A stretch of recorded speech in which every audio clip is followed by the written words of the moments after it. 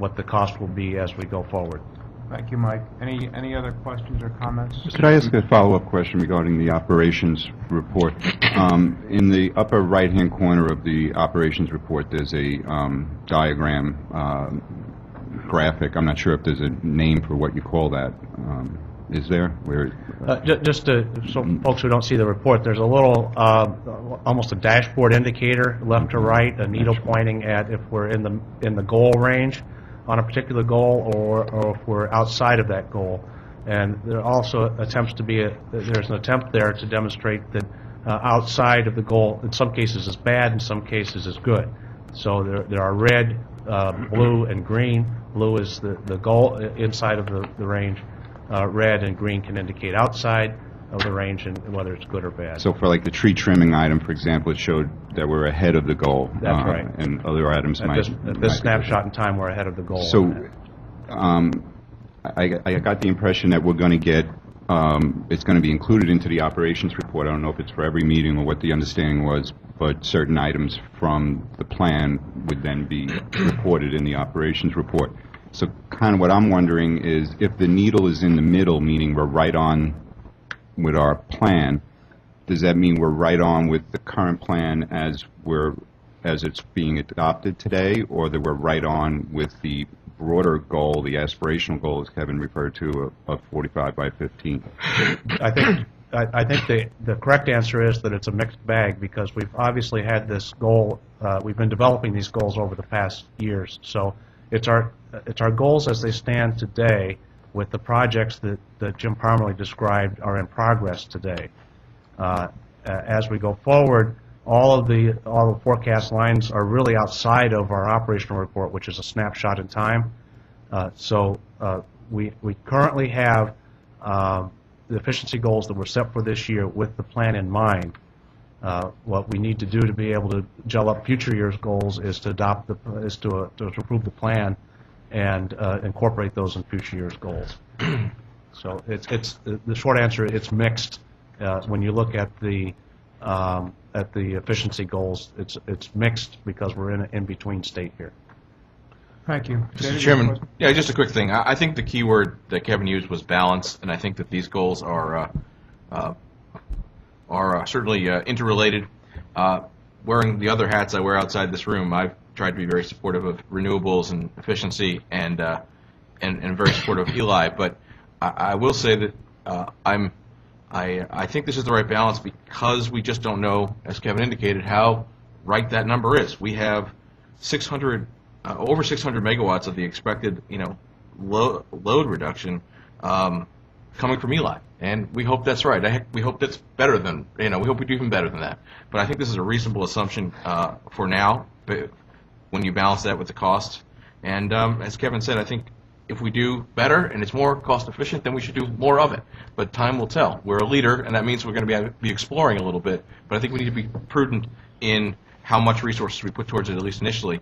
But the other thing I would say is we need to have good metrics about measuring that and looking at that regularly to make sure we're on path for this 600 that we're hoping over the next decade. And like I said, if we're blowing past that, we'll know quickly. Great point, David. And I think you were on the board at the time, but we approved both a consultant to help us with the evaluations and the measurements. Yep. And you're right.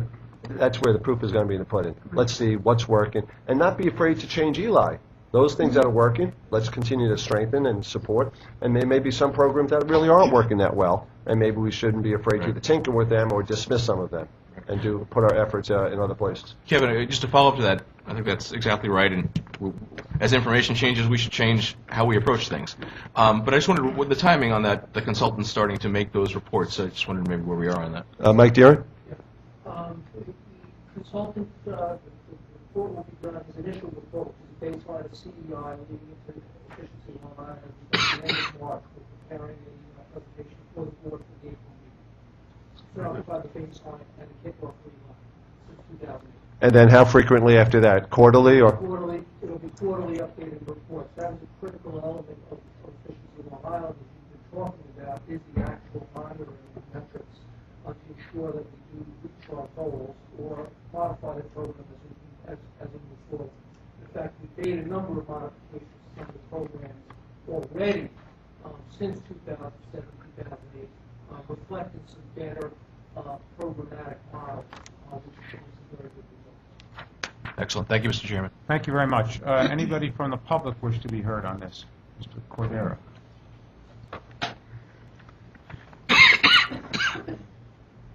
I'll be very quick. I first want to congratulate Jim Parmalee on an excellent presentation. I thought that was extremely well done.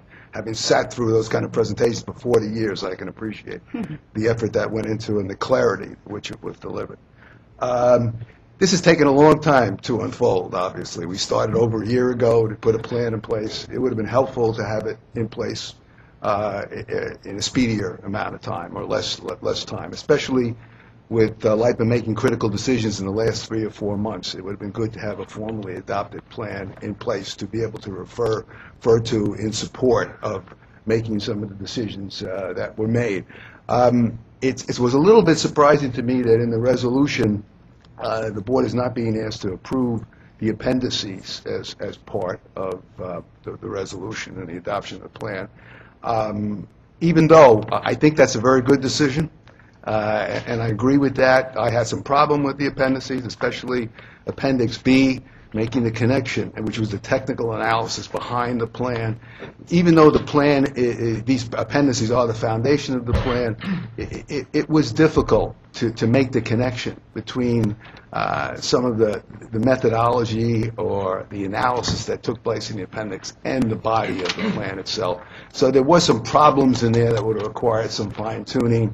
I think the plan as it sits on its own is more than enough for the board to adopt a resolution without placing too much more reliance on the appendix. I think the discussion that was just had in the answer to Neil's question, with Kevin's answer and the other discussion that took place was excellent.